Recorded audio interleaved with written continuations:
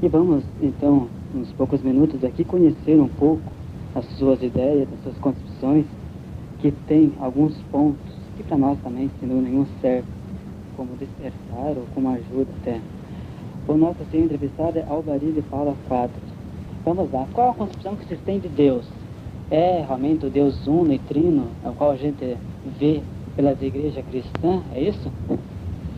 Realmente, Deus é único, Criador de todas as coisas, é regedor do universo, Criador dos mundos.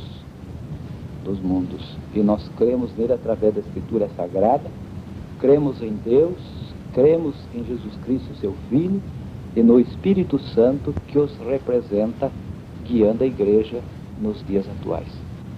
O senhor pode falar para nós bem rapidamente, assim, a história da igreja? O senhor agora há pouco falava que a igreja é realmente a origem da igreja católica, é isso? Nós podemos afirmar que a doutrina, a sã doutrina, cujo fundamento é Jesus Cristo, através da doutrina apostólica, hoje executada dentro da congregação cristã no Brasil, porque ela está no Brasil, é aquela originária da Escritura Sagrada, vivida nos primeiros dias da igreja, antes das inovações nela implantadas, tais como batismo de criança, rosário, vela, indulgência, água benta, missa para os mortos, cobrança das indulgências que dava direito a determinado purgatório, limbo, que são dogmas completamente antibíblicos.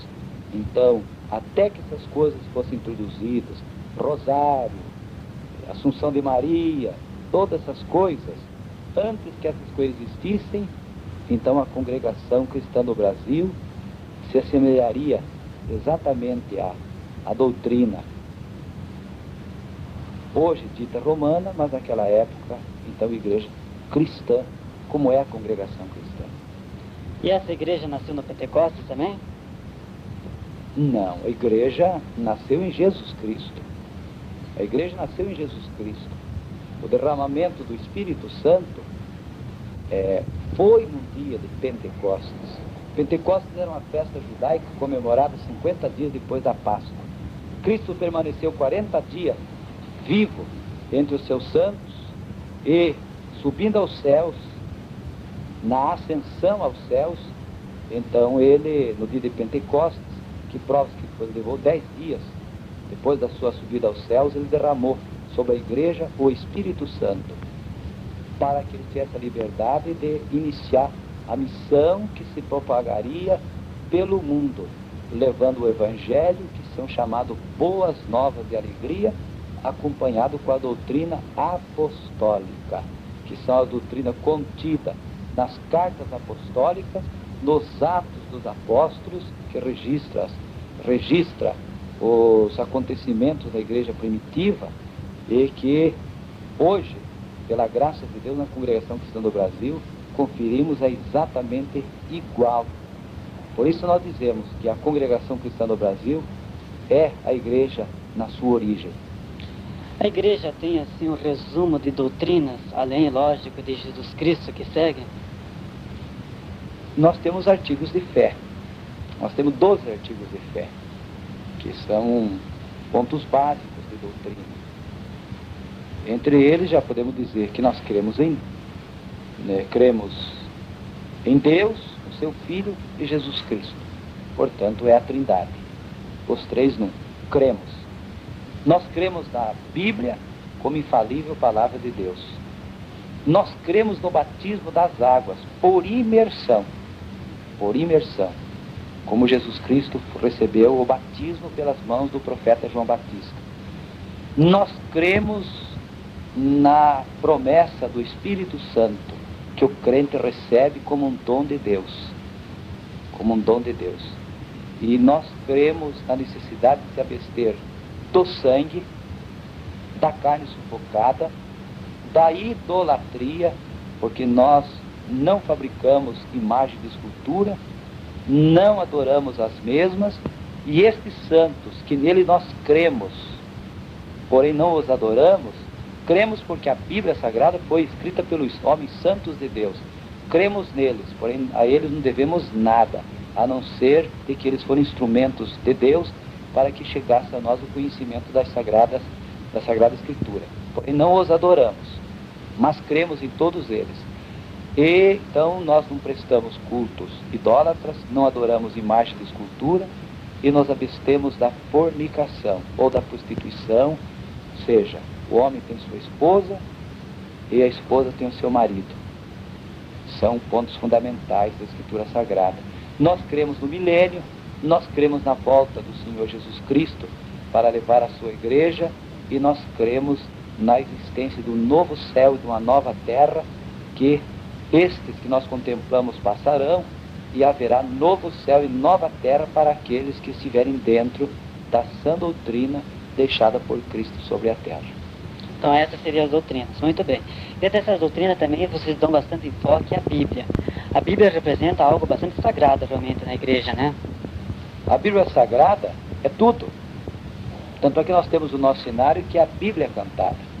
Nós não temos outro livro dentro da igreja a não ser a Bíblia Sagrada, única.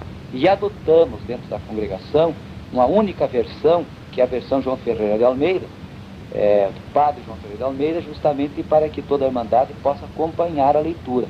Se fosse outra versão, seria outra versão. Mas como esta é de fácil assimilação para o povo, então se adotou a versão João Ferreira de Almeida e a Irmandade, ela adquire preço de custo de norte a sul, de leste a oeste do Brasil. Exatamente sem um centavo de lucro. É distribuído para a nossa Irmandade, que a adquire e por ela então acompanha a leitura e a exposição da palavra nos cultos que se presta a Deus. E toda a Irmandade também conhece a Bíblia? Nós não mantemos estudo bíblico. Nós cremos que o Espírito Santo guia o crente. Ouvindo a palavra na congregação, a Irmandade acompanhando, eles guardam no coração e na hora da necessidade, o próprio Espírito Santo trará a mente, a luz, na hora da encruzilhada da vida para o crente, para que o crente tome o caminho que agrada a Deus e não pegue na encruzilhada o caminho errado, mas aquele que o Espírito Santo guia para que ele possa não se afastar de Deus. Na Igreja Congregação Cristã no Brasil, existem sacramentos? Se formos chamar de sacramento, existe o batismo, que após os 12 anos, porque Cristo nunca mandou batizar criança, ele disse: pregai o Evangelho a toda criatura. E nós não vamos na maternidade pregar para criança, e nem batizamos crianças. Ele disse: pregai o Evangelho a toda criatura, quem crer, e para crer precisa ser adulto, porque criança não tem noção das coisas. Então, se realizamos batismo para adultos, então seria um sacramento. E qual o sentido do sacramento, do batismo? O batismo é para perdão de pecados. O batismo sempre foi para arrependimento e remissão dos pecados. Não é as águas que perdoam o batismo, que perdoam os pecados. Nas águas a pessoa confessa sua crença no Deus vivo e na doutrina de Cristo. Nasce da água e do Espírito através da palavra e sela sua fé sendo batizado nas águas. E o segundo sacramento, que então podemos denominar, seria a Santa Ceia, que é celebrada com o pão e com o vinho, como na sua origem. Nós não usamos um outro ingrediente qualquer. Toda a Irmandade participa realmente da Santa Ceia, com o pão e com o vinho, como Cristo disse: tomai e comei, este é meu corpo, tomai e bebei, este é meu sangue. E a salvação? A salvação só existe dentro da Igreja Congregação Cristã no Brasil, ou também nas outras igrejas cristãs, é lógico, existe a salvação? A salvação está em Jesus Cristo. A Congregação Cristã no Brasil não é concessionária, como a Volkswagen, que só vende Volks. A Congregação Cristã no Brasil é uma igreja evangélica. Não é só ela que salva. Quem salva não é ela. Até a igreja cristã não salva. Porque o crente dentro da congregação, se não observar a palavra de Deus, não alcançará a vida eterna. Agora, na atualidade, dentro da congregação cristã no Brasil, está a sã doutrina que não está nas seitas, porque as seitas e religiões vivem às custas de dinheiro e de montar interesses próprios e divisões, e adquirir rádios, adquirir televisão, cultos em praças públicas, movimentando e enganando, explorando a ignorância do povo que lamentavelmente não conhece a Escritura Sagrada. Na congregação cristã no Brasil, pela graça de Deus, não se cobra um centavo de ninguém. Contribuição, se lá existe, é voluntária, porque Cristo disse: dai de graça o que de graça recebestes.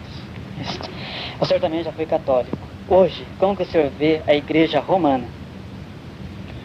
A Igreja Romana, a gente vê ela ligada a Roma, a um homem falível com o nome de infalível. Nós não vemos na figura do homem de Roma a figura de Pedro, o pescador da Galileia, que não quis ser adorado por Cornélio. Cornélio, centurião, quando prostrou-se aos pés de Pedro, Pedro disse: levanta-te, Cornélio, eu também sou homem como tu, adora a Deus. Portanto, nós adoramos a Deus e não nos vinculamos ao homem, idolatrando, como também as imagens, não as idolatramos. E, perdão, eu esqueci um pouquinho do roteiro da pergunta. Se você repetisse, complementaríamos.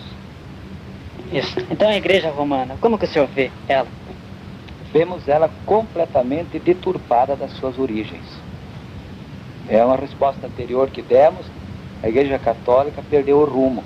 Mais ou menos no 3º século da sua existência, quando o Império Romano houve interesses políticos, adentraram a Igreja em troca de favores, e a partir daqueles favores prestados, misturou-se doutrina com o Estado e com política, e dali para frente ela destrilhou-se e deixou de ser a sã doutrina que Cristo havia deixado sobre a terra, e previsto profeticamente pelo apóstolo Paulo, que dizia: depois da minha partida entrarão no meio de vós lobos devoradores.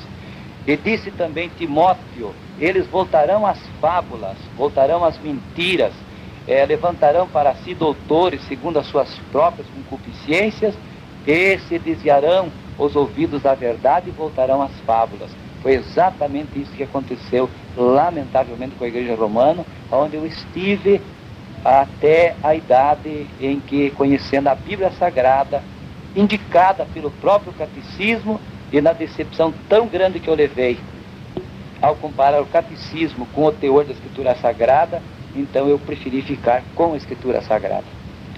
Senhor Anselmo, hoje aqui no Brasil há uma preocupação bastante séria com as seitas, infelizmente. E muitas dessas seitas ainda usam o nome de Cristo para pregar. O senhor já comentou ali atrás que usam, inclusive, para montar mais templos, o dinheiro, exatamente o materialismo, isso aí. Como que o senhor vê o crescimento tão grande dessas seitas? O porquê será disso aí? É o interesse monetário, divisão de ideologias. Mas nós devemos nos lembrar que Cristo disse: nem todo que me diz Senhor, Senhor entrará no reino dos céus. Pelos seus frutos os conhecereis. Parecem-se ovelhas, mas são lobos devoradores. O interesse realmente da salvação é uma coisa secundária. Em primeiro lugar está a formação do patrimônio dos titulares de tais denominações. E hoje, é possível ainda o ecumenismo, principalmente das igrejas cristãs? O ecumenismo, nós já fomos convidados como anciães para nos juntar. Inclusive, através de um reverendo da igreja luterana, nos procurava para que fizéssemos união, ele como mediador de um sacerdote. Aí fomos conferir os pontos de doutrina para ver se havia possibilidade, mas esbarramos de cara no batismo, porque a igreja batiza a criança romana, dizendo que o batismo é no lugar da circuncisão. E nós não poderemos de modo algum concordar com isto, porque a circuncisão, Deus mandava o homem ser circuncidado ao 8º dia, mas o batismo, Cristo foi bem categórico em dizer: aquele que crer e for batizado. Nada tem a ver circuncisão com batismo. Quer dizer, esbarrando, dando encontro nesse primeiro ponto, lamentavelmente hoje não existe condição da congregação cristã no Brasil unir-se com qualquer denominação.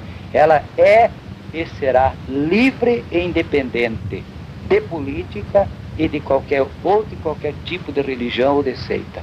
Ela é o caminho de Deus. Ela é a sã doutrina que conduz aquele que crê em Jesus Cristo à vida eterna. Glória a Deus.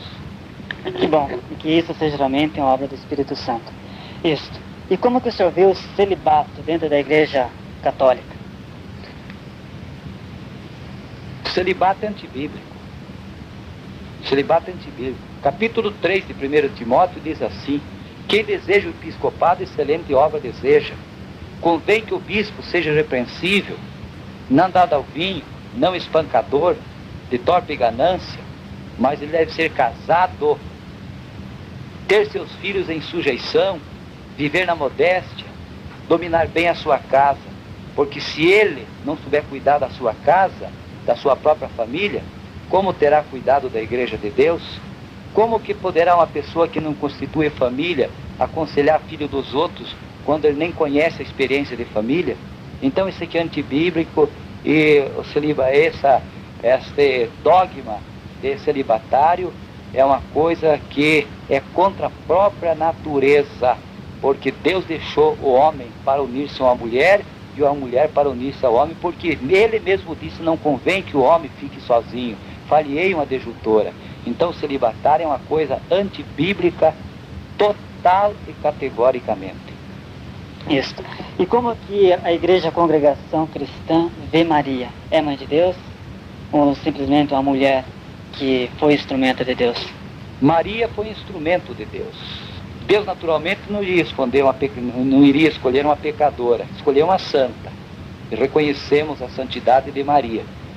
Agora, há de se convir que Maria deu a Jesus Cristo a natureza humana, como carne e como mulher.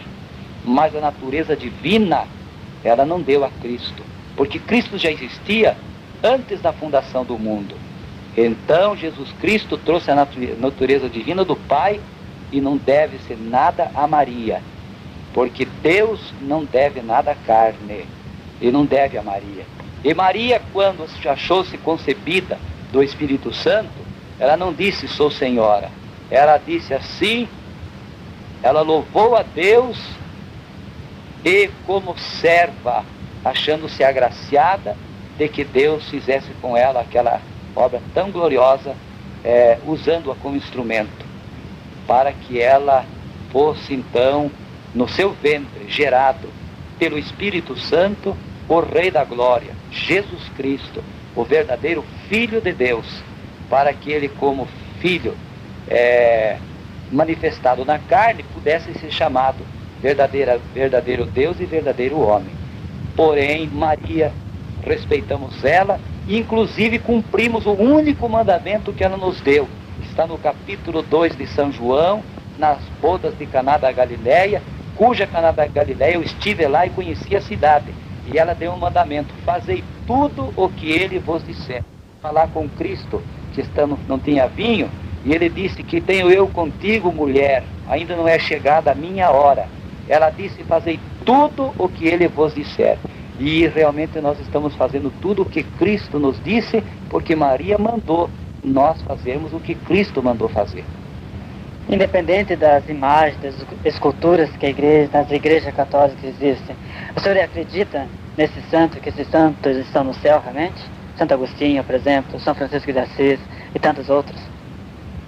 Cristo disse, capítulo 3 de São João: ninguém subiu ao céu, quem desceu do céu, o Filho do Homem que voltou novamente para o céu. Cristo é o único que veio e voltou para os céus. Quando Ele levar a sua igreja para os céus, Ele vai levar todos, desde Abel até Zacarias, morto entre o alpendre e o altar, como a serviço de Deus, santos apóstolos, os santos da atualidade e a própria Maria, serva de Deus. Ela irá no céu junto com a igreja, porque não houve ainda a ressurreição dos mortos. Cristo é as primícias dos que dormem. Todos quantos morreram em Cristo só serão ressuscitados na sua volta. Todos os santos profetas, apóstolos, inclusive Maria. E até agora, onde estão então esses que morreram em Cristo, com Maria, por exemplo? Estão em lugar reservado por Deus, segundo as Escrituras Sagradas. Até nos fala no livro de Apocalipse que os santos reclamavam, certamente num símbolo, dizendo: até quando, Senhor, terás a nossa alma aqui, neste lugar, e não vingas do nosso sangue derramado pelo amor da tua obra? E Deus disse: tenhais paciência, aquietai-vos por mais um pouco, até que se complete o número dos escolhidos. Como que será o fim do mundo? Existirá realmente? Será com água? Será com fogo? Como será?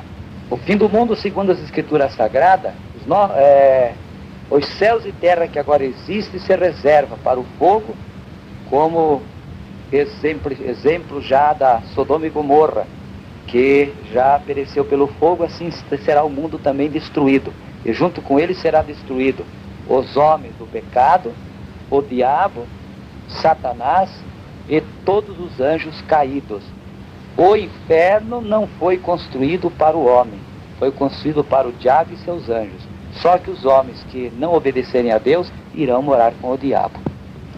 Muito bem, eu agradeço então, senhor ancião, por essa oportunidade de conhecê-lo e também de ver um pouco sobre as concepções, sobre realmente a doutrina da igreja congregação cristã, e que realmente, possamos, junto nesse caminho de Cristo, sempre ser instrumento do Pai, para que levemos aos outros esse caminho de salvação. Obrigado.